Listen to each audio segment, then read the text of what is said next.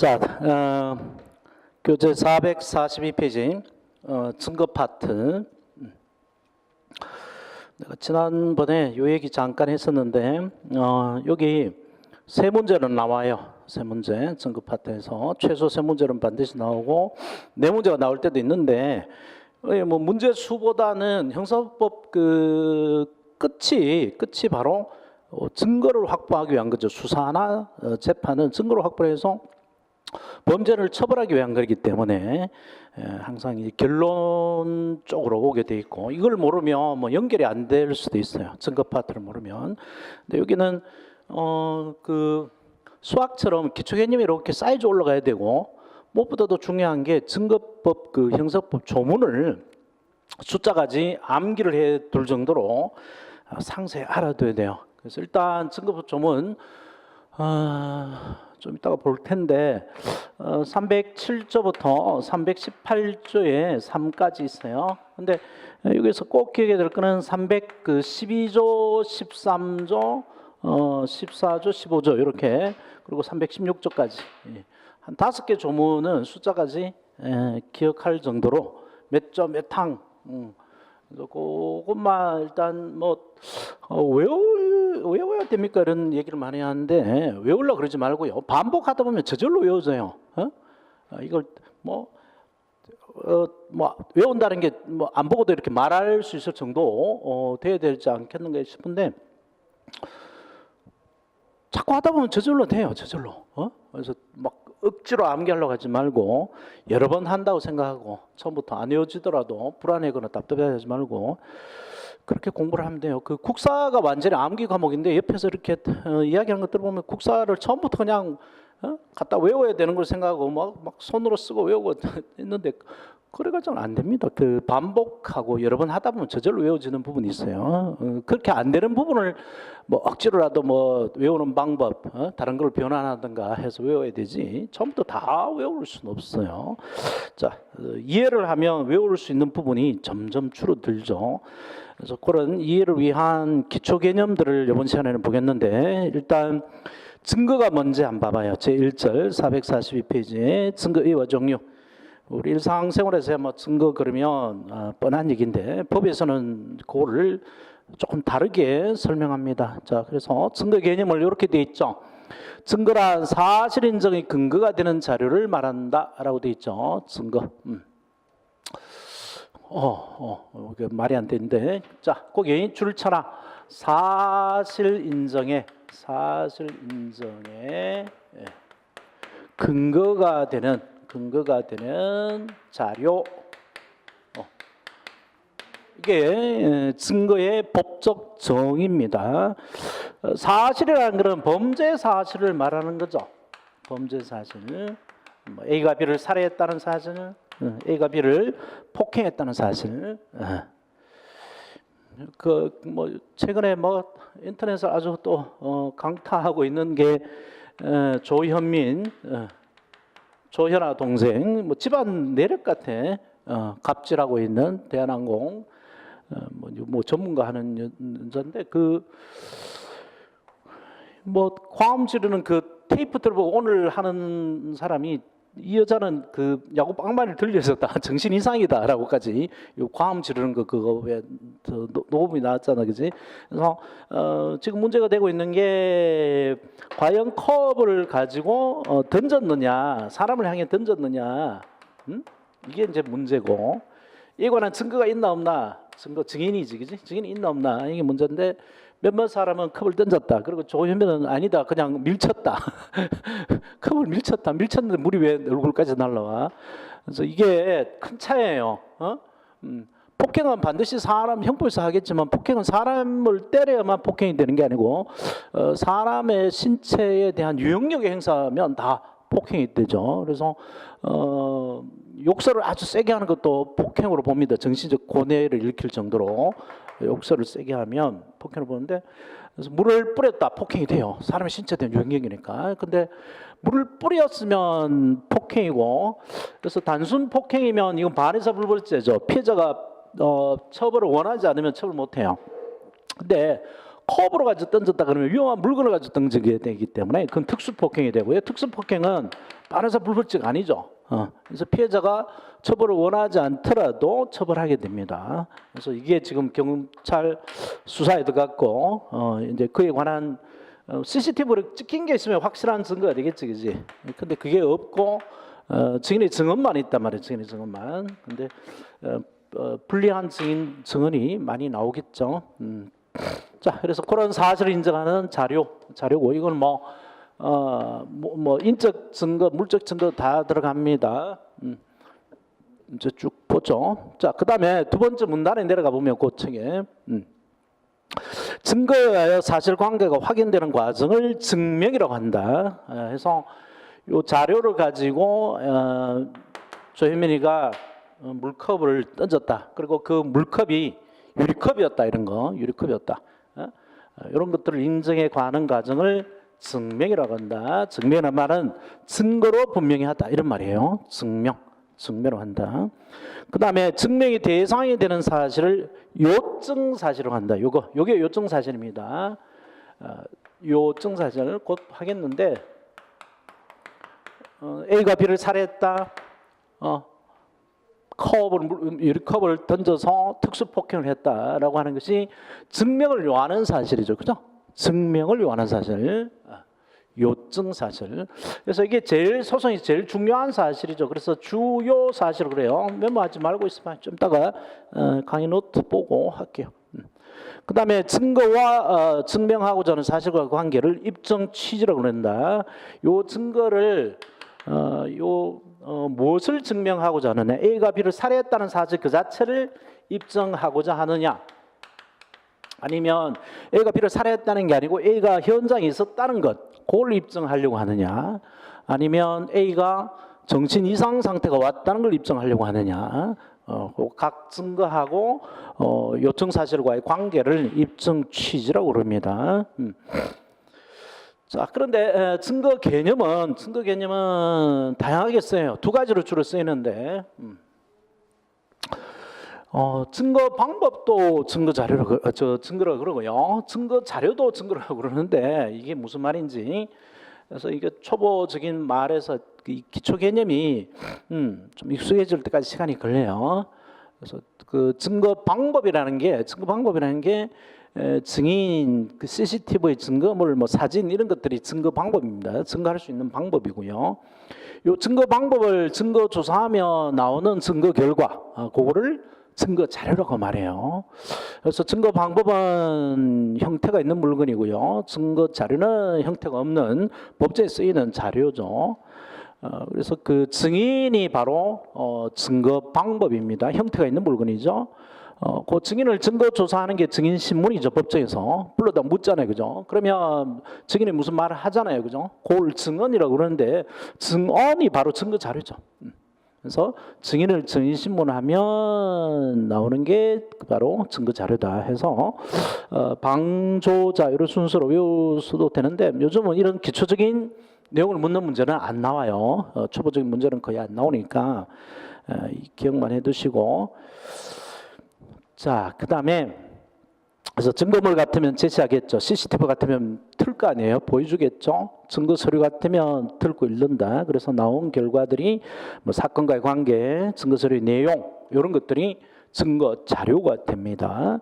자, 그 다음에 증거의 종류에다가 별표 한 2개는 해놓고요. 증거 종류. 이건 요즘에는 문제화가 안 되지만 이 기초 개념이 없으면 결코 아무것도 세울 수가 없어요. 사상 누구하게 돼버리는 거야.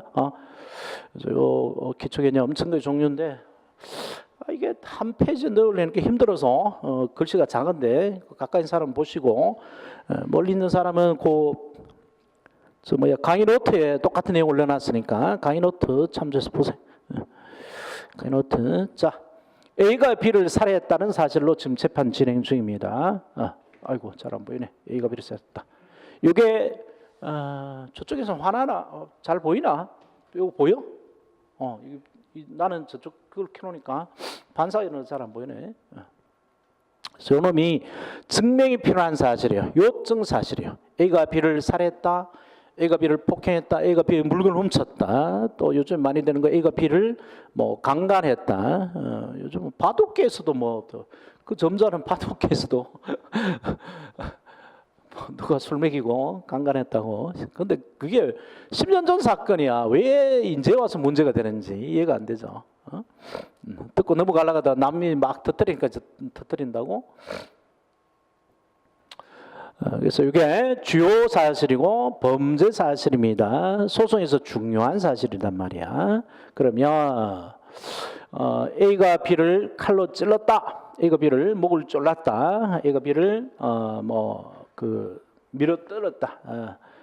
베란다 난간에서 밀어서 떨어뜨렸다. 이게 A가 B를 살해했다는 거죠. A가 B를 독약을 탔다. 그죠? 이게 요청 사실이고 바로 직접 사실입니다. 직접 적인 사실이죠. 그 법정에서 A가 B를 살해했다라는 사실하고 같은 사실이죠. 직접 사실입니다. 그래서 요 직접 사실의 증명이 쓰이는 증거가 바로 직접 증거인데 가장 중요한 증거는 피고인 A 자백이겠죠. 내가 B를 죽였다. 내가 B를 폭행한 게 맞다. 무리를 이렇게 죄송하다. 이렇게 하는 A의 자백이고요. 만약에 A 자백이 없으면 가장 중요한 직접 증거는 B의 증언이겠죠. 그죠? B. 저 새끼가 나를 찔렀다. 살아 있었다면, 그지? 제가 나를 밀어떨어서 죽이려고 그랬다. B가 근데 죽고 없으면 뭔가 목격자가 있어야 되겠죠. 그죠? 그래서 목격자, 그 증인 갑의 증언, 살해 현장을 목격한 증인 갑의 증언, 피해자가 살아 있었다면 피해자의 증언, 이게 직접 사실을 증명하는 아주 중요한 증거가 되겠죠. 그래서 이게 바로 직접 증거입니다. 직접 사실, 요청 사실에 관한 직접적인 증거가 바로 직접 증거예요. 직접 증거.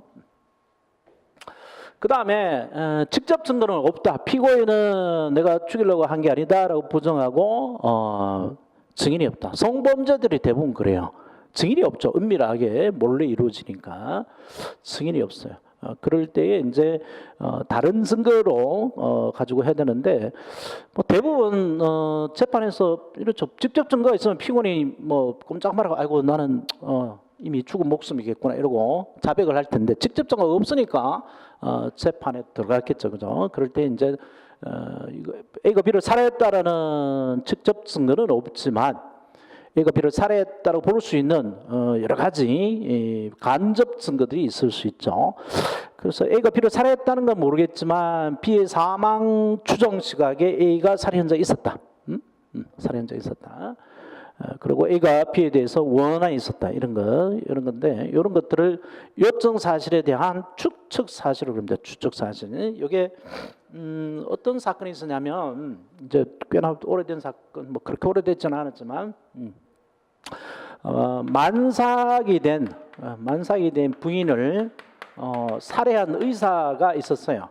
살해한 의사가 인턴 의사였는데 인턴 의사인데 이제 의사 전공의 시험을 앞두고 있었어요. 그래서 스트레스를 많이 받고 있었다고 그래요.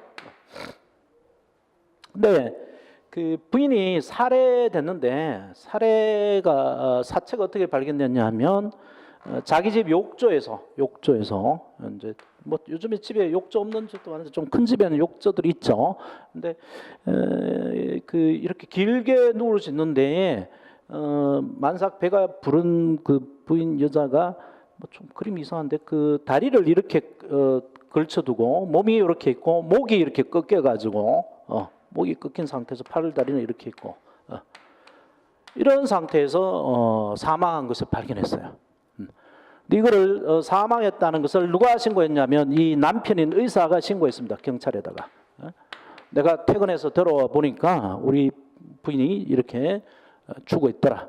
근데 내가 의사라서 조금 아는데 임신하면 빈혈이 있으니까 아마 임신성 빈혈 때문에 쓰러져 가지고 못 일어나서 목이 꺾여 가지고 질식에서 죽은 것 같다라고 지가 그렇게 신고를 해요. 그래서 경찰이 와서 남편 말인 의사 말을 믿고 사체를 이렇게 살펴보는데 뭔가 이상함을 느낍니다. 그래서 현장 조사를 해요. 하니까 목에 이 쫄린 흔적이 목에 사체가 뭔가를 말하겠죠. 그래서 사람 손으로 눌러서 죽인 이 흔적이 나타난다고. 그래서 의심을 하기 시작했고요. 그래서 이제 사체 부검했는데 손가락을 조사하니까 손가락 손톱 밑에 살갗이 나옵니다. 살갗이 나오는데 보니까 이 살갗이 이 남편의 살갗이 남편. 그래서 아마 싸우다가 저항하다가 이게 이 손톱에 들어가지 않느냐 이렇게 의심을 했고. 그래서 이 목이라는 흔적은 이렇게 목이 꺾이다 보니까 난 게 아니냐라고 이제 항변을 하기 시작했고, 그 다음에 뭐 침대에 가니까 이 혈흔이 남아 있었고요. 그래서 몇 가지 의심을 하기 시작해요. 그리고 의사 얼굴에 상처가 나 있었는데 이 상처가 뭐냐고 했더니만 어디서 났냐 했더니만 그 뭐 부엉이를 하다가 문에 끼었다라고 그러는데 설명이 안 되더라고. 왜냐하면 자기가 이렇게 오른쪽 돌다가 찍혔다 그러는데 오른쪽 돌면 상처가 어느 쪽에 파이나요? 그렇지. 이렇게 가다가 파이니까 왼쪽이 더 심하게 파야 될 거 아니에요. 근데 오른쪽이 더 심하게 파 있는 거야. 그래서 그 설명이 안 되고, 그다음에 살갗이 들어가 있는 이유가 자기가 아토피가 있어가지고 의사 지금 아토피가 있어서 부인 보고 끌고 달라고 그랬는데 그게 아마 들어가 있을 거다라고 항변했는데, 그러면 아토피 진료 기록이 있네요. 그거 없다는 거야.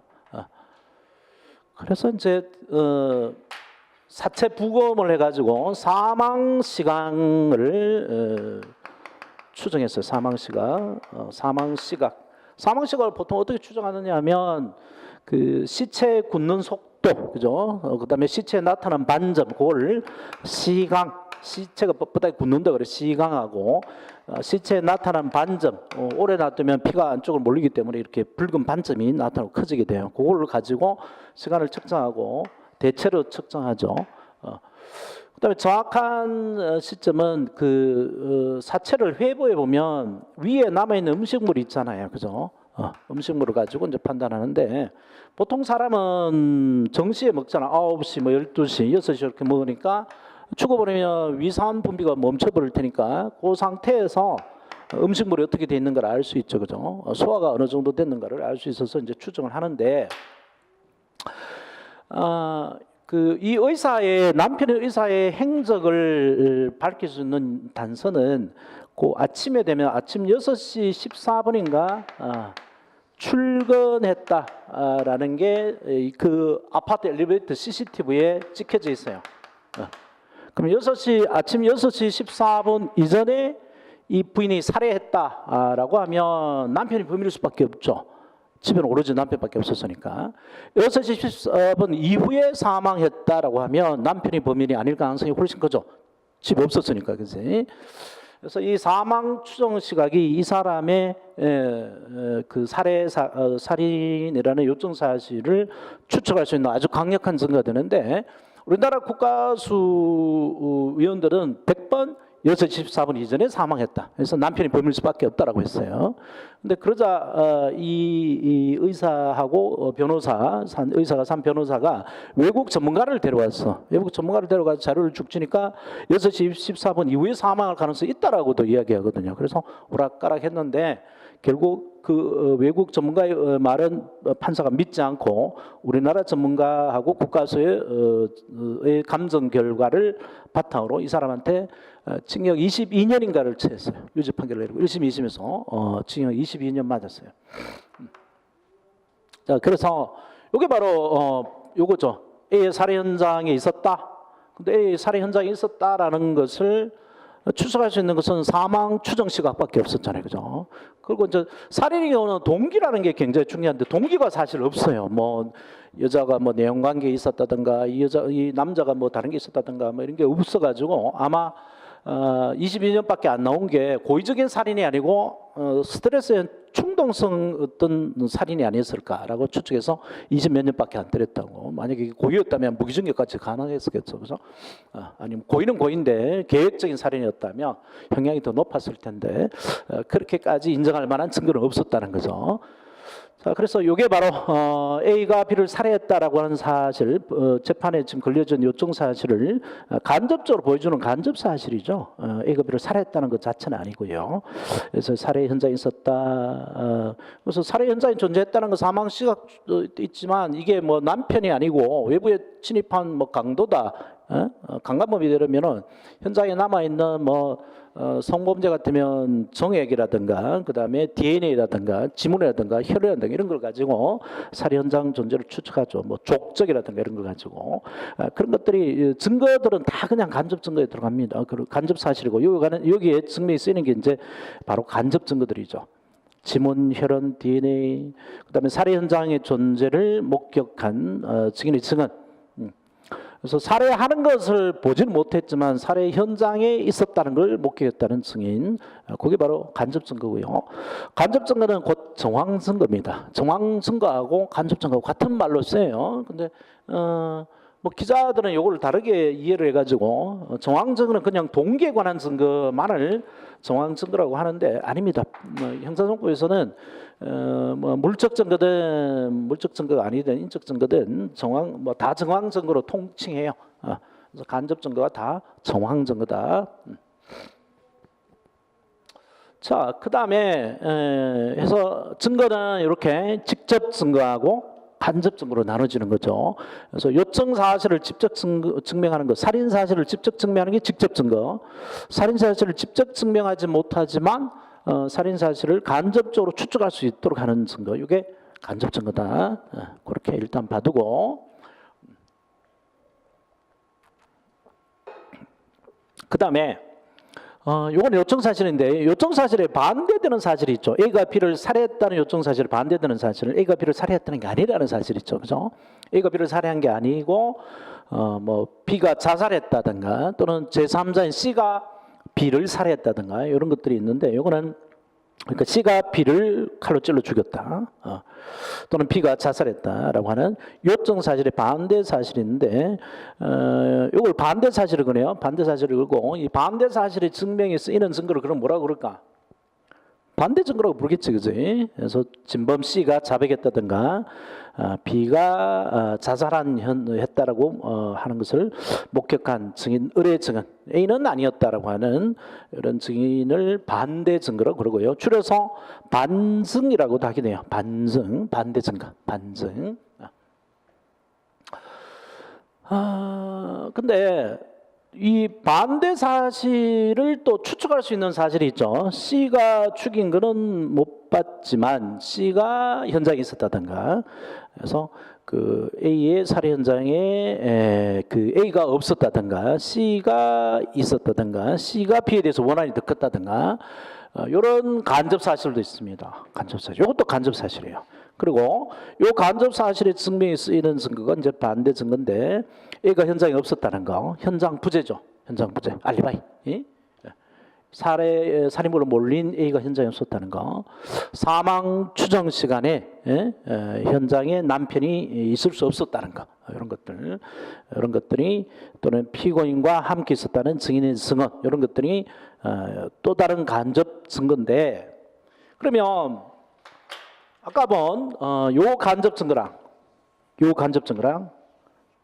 말은 똑같죠, 그죠? 똑같이 간접 증거라고 말하는데 위에 증거는 간접 증거는 요청 사실을 추측할 수 있는 거죠, 그죠? 그래서 현장 존재에 관한 거고,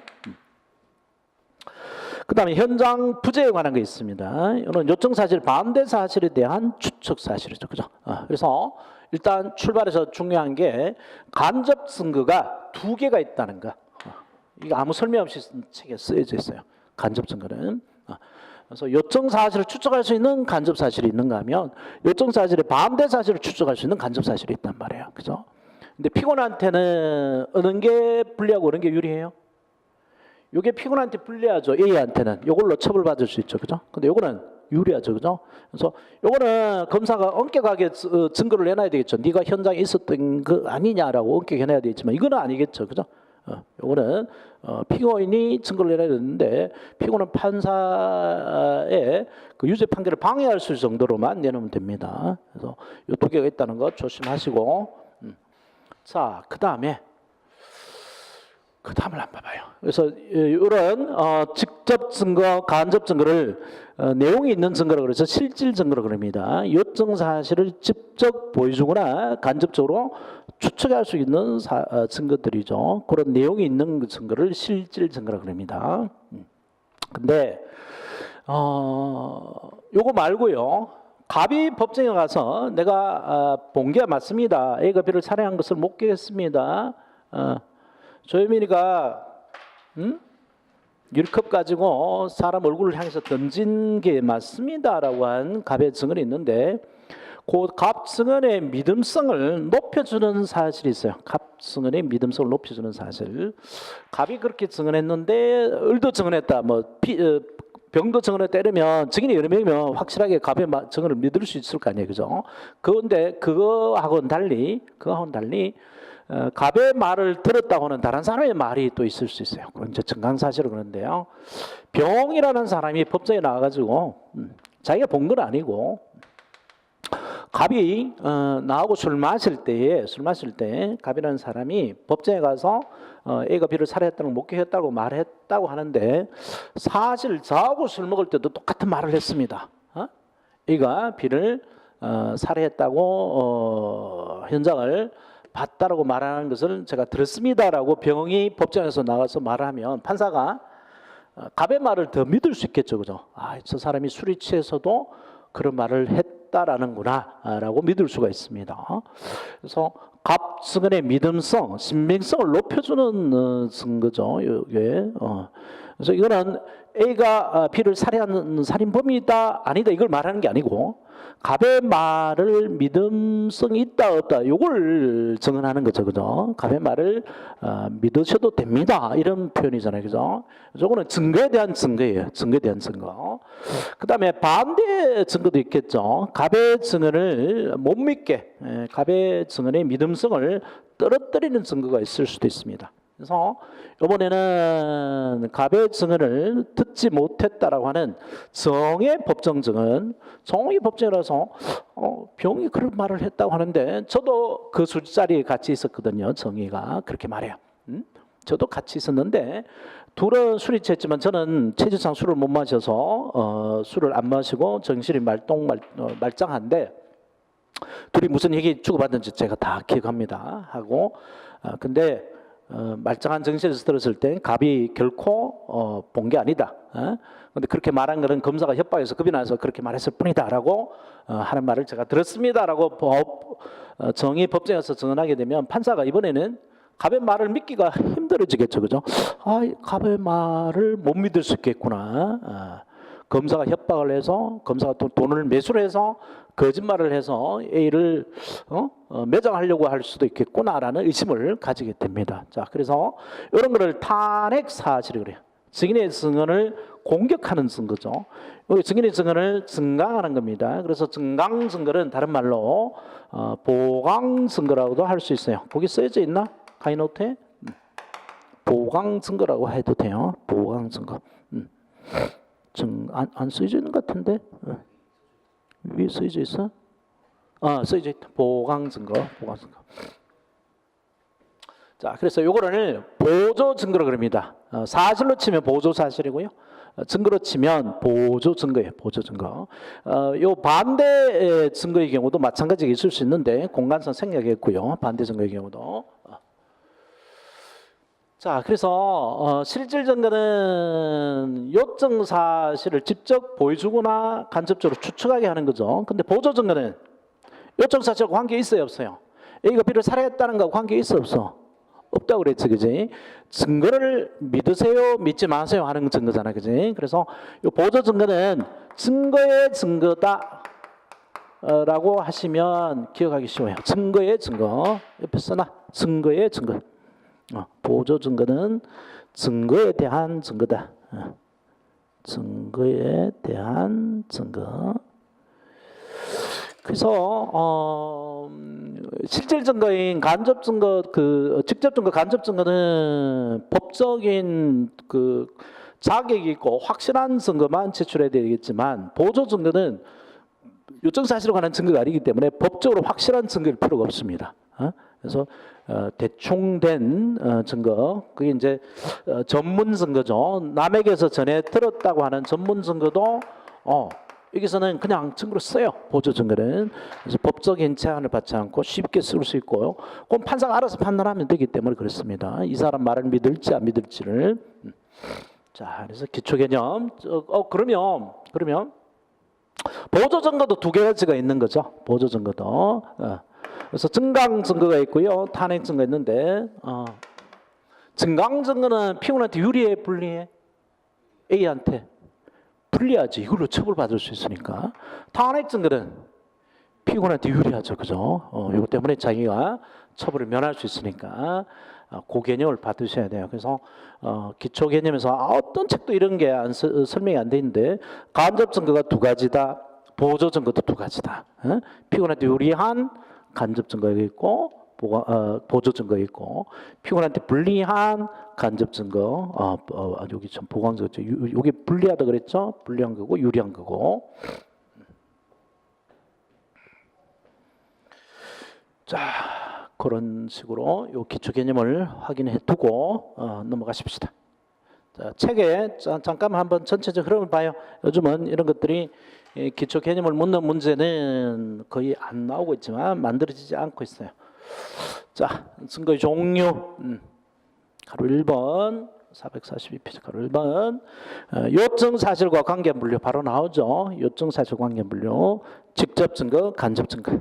직접 증거, 간접 증거. 각각 줄 쳐놓고요. 직접 증거란 직접 요청 사실을 증명에 이용되는 증거를 말한다. 피고인의 자백, 범죄는 집중 목격한 증인의 증언, 이런 것들. 그다음에 간접 증거, 요청 사실을 간접적으로 추측해서 인정하다. 이 말을 추인이라고 그래요. 추인할 수 있는 사실의 증명에 이용되는 증거를 말한다. 범죄 현장에 남아있는 지문, 피고인 옷에 묻은 피해자 혈흔, 피고인의 범죄 현장을 배회했다는 증언, 이런 것들. 구별 실익이 근데 없어졌습니다. 옛날에는 직접 증거, 그 증인의 증언, 피고인의 자백에 높은 특히 피고인의 자백에 높은 점수를 줬던 증거법정주의에서는 이게 구별의 실익이 있었는데, 지금은 직접 증거인지 간접 증거인지 그건 판사가 알아서 판단하는 것이지 법적인 우월이 없도록 돼 있어요. 그래서 구별의 실익은 사실상 없어졌다. 자, 그다음에 밑에 판례에다가 별표 하나 해놓고요. 상해 사건이 일어났는데 A가 B를 상해했다, 칼로 찔렀다. 그래서 피해자 B가 의사한테 진단을 받았어요. 그래서 의사가 진단서를 써줍니다. 그러면 의사의 진단서가 A가 B를 칼로 찔렀다라고 하는 상해 사건의 직접 증거가 될까요, 안 될까요? 안 되지. 의사가 직접 찌른 걸 본 게 아니잖아, 그지? 그래서 B가 와서 법정에 의사한테 와서 어떤 새끼가 나를 칼로 찔러 가지고 이렇게 다쳤다라는 말을 들었다라고 하는 것뿐이죠, 진단서는, 그죠? 그래서 A가 B를 칼로 찔러 상했다는 것 사실에 대해서는 이거는 간접 증거가 될 뿐입니다, 그죠? 직접 증거는 되지 않다, 결코. 그런 거고요. 자, 그다음에 증거의 방법에 따른 요 판례. 상해 진단서를 발행한 의사 진술 진단서는 직접 증거가 되는 것은 아니다라고 하는 거. 자, 그다음에 증거 방법의 성질에 대한 분류. 인적 증거, 물적 증거, 증거 서류로 나눠집니다. 인적 증거를 인정이라고 줄여 말하죠. 증인의 증언, 감정의 감정, 피고인의 진술, 피고인의 자백, 이런 것들이 인적 증거 들어가고, 물적 증거는 물증이라도 그러고요. 우리가 아는 대부분의 증거죠. 범행에 사용된 흉기, 칼, 절도의 작물. 그다음에 증거 서류는 증거의 그 내용 존재가 문제가 아니고 내용이 문제될 때, 그래서 보통 그 수사 서류들, 재판 서류들이 보통 증거 서류들이 됩니다. 그다음에 증거 물인 서면으로 구별하는데 요즘은 그리 필요 없어요. 그래서 넘어가시고요. 말만 알아두시고, 그다음에 증거 자료의 성질한 분류. 증거 자료의 성질한 분류. 바로 진술 증거하고 비진술 증거죠. 진술은 사람이 진술을 증거로 하는 거고요. 여기는 구두 진술과 서면 진술 두 가지를 포함되고, 여기 바로 전문 법칙이 적용됩니다. 처음부터 강의 안 들은 사람은 전문 법칙이 뭔지 모르지, 그지? 좀 이따가 이야기할 거니까 보시고, 그 다음에 비진술 증거는 진술이 아닌 증거를 말하고요. 그래서 증거물하고 증거 서류들이 다 여기 들어갑니다. 서류들이 다 진술이 아닌 증거죠. 그리고 진술 증거인 경우는 진술한 사람이 자발적으로 해야 됩니다. 그런 걸 임의성 법칙이라고 그러죠. 뒤에 가서 또 다 다룰 거고요. 그 다음에 그 거정 책임과 관련한 분류가 나오죠. 거정 책임, 증거를 들 책임이죠. 증거를 들 책임. 다른 말로는 입증 책임이라고도 한다. 입증 책임. 좀 있으면 나올 겁니다. 증거를 들 책임, 증거를 세울 책임, 법정에 세울 책임. 이게 입증 책임입니다. A가 B를 살해했다라고 하는 사실, A가 B를 살해한 살인범이라는 사실, 조현민이가 유리컵을 던져서 폭행했다고 하는 사실, 이거 누가 증명을 해야 될까? 검사가 증명해야 돼? 아니면 피고는 물론 조현민이가 증명해야 돼? 내가 B를 살해한 살인범이 아니다라는 증거, 내가 컵을 던진 게 아니다라고 하는 거, 누가 증거를 내놔야 될까요? 100번 검사가 내놔야 되겠죠, 그지? 피고인은 아니다고 거짓말 해도 돼요. 거짓말해도 처벌 안 되죠. 그래서 이게 바로 왜냐하면 무죄 추정의 원칙이라는 게 우리 헌법상 인정이 되기 때문에 검사가 모든 피고인에 대한 유죄 증거를 내놔야 됩니다. 그래서 거정 책임을 지는 당사자인 검사가 내는 증거를 본증, 본래 증거라고 그러고요. 피고인 측에서 내는 증거를 반대 증거, 반증이라고 그러죠. 근데 그 원칙일 뿐이고 예외적으로 피고인한테 거정 책임이 넘어가 있는 경우도 있어요. 그럴 때 피고인이 내는 증거를 본증이라고 그러고 검사가 내는 증거를 반증이라고 말할 수도 있겠죠. 근데 원칙은 검사가 내는 증거, 피고인이 내는 증거라고 보셔도 돼요. 자, 그 다음에 증명의 대상에 분류, 우리가 아까 본 거죠. 실질 증거, 보조 증거. 실질 증거는 요청 사실을 직접 간접으로 증명하기 위한 증거였죠. 보조 증거는 실질 증거의 증명을 다 특이한 것을 보조 증거로 한다. 자, 줄 쳐놓으세요. 보조 증거 정의를 잘 보세요. 실질 증거의 증명력이란 말은 신빙성, 믿음성을 다 말하고요. 그걸 다 특이한 증거를 보조 증거로 그러고, 보조 증거에는 증강 증거 또는 보강 증거라고 그러기도 한다 그랬죠. 그 다음에 그 증명력을 떨어뜨리는, 감소하는 탄핵 증거 있다.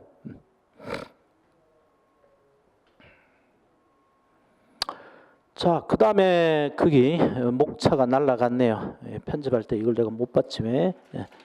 그 증거 능력과 증명력이라는 게 날라갔어요.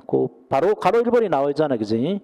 그래서 목차가 날라가 있네. 참 희한하다. 3에서 박스 넣다가 날렸나 보다. 3에서 증거 능력과 증명력 써놓으세요. 그 박스 바로 밑에, 주의 박스 바로 밑에. 요게 날라가 있어요. 요 말이 3 증거 능력 증명력 날라가 있고, 바로 그 의의가 바로 나와 있죠. 의의 요게 바로 나와 있잖아. 가로 1번이 증거 능력과 증명력.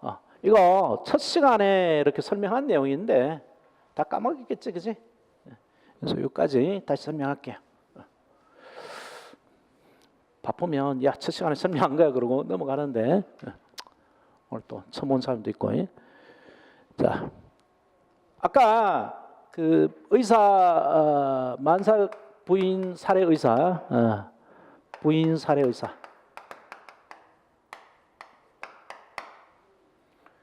증거라고 직접 증거라고 하나도 없었다 그랬지, 그지?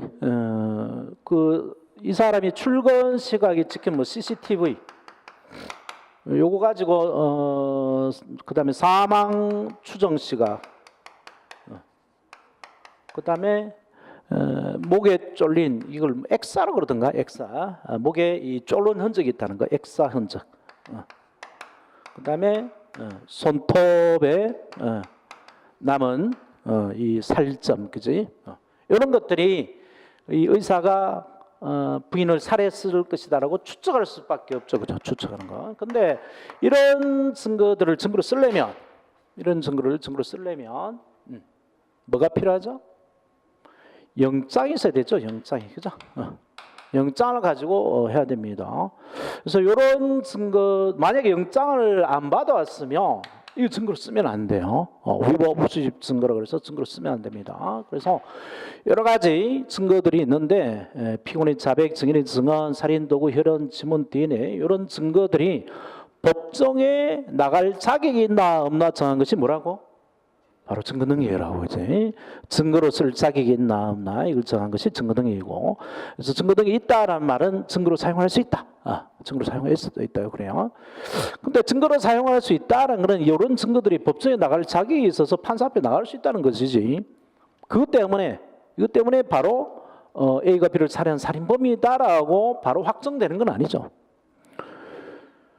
A가 B를 살해한 살인범이다. 조유민이가 유리컵을 던져서 폭행을 했다, 특수폭행을 했다라는 것은 그러한 증인의 증언, 그리고 여러 가지 도구, 뭐 CCTV 이런 것들을 판사가 보고 믿어야 되죠. CCTV 화소를 보니까 선명해가지고 범인이 이는 틀림없다라는 것을 판사가 믿어야 됩니다. 그래서 어떤 증거가 판사를 믿게 만드는 힘, 증거가 있는 실질적 가치를 신빙성, 신용성이 그러고요. 그건 다른 말로 말하면 바로 증명해내는 힘이라고 말해요. 증명력이라고 말해요.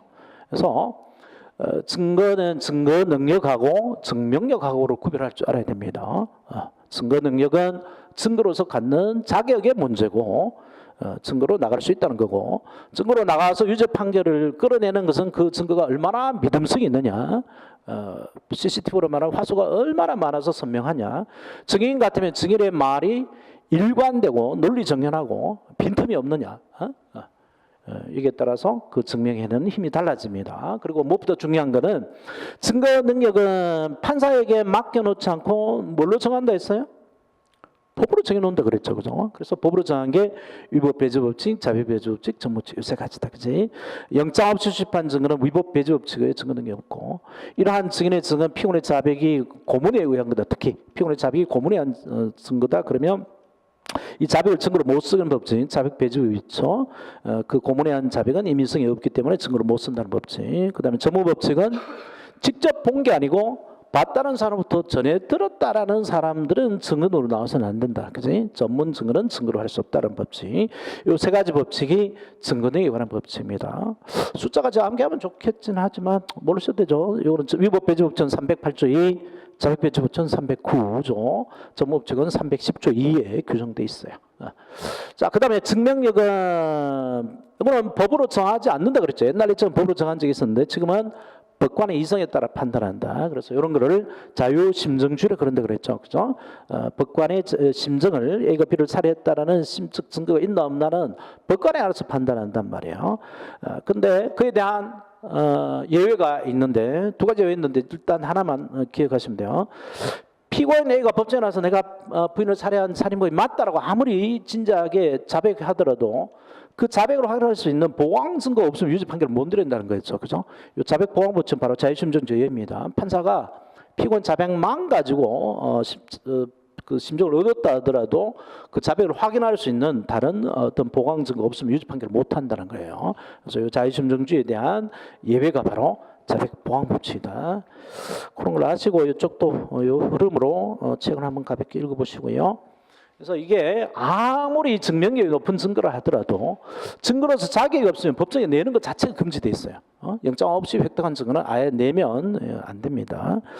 뭐 그런 것들이 446페이지 이런 데 소개되어 있으니까 가볍게 보시고, 그다음 446에 가로수 한번 증거능력 제한은 뭐 크게 안 읽으셔도 돼요. 그렇게 잘 안 쓰입니다. 그래서 가볍게 한번 보시고요. 어디선가 이야기한 것 같으니까 넘어가고 쉬었다가 증명의 기본 원칙 가십시다. 쉬었다가.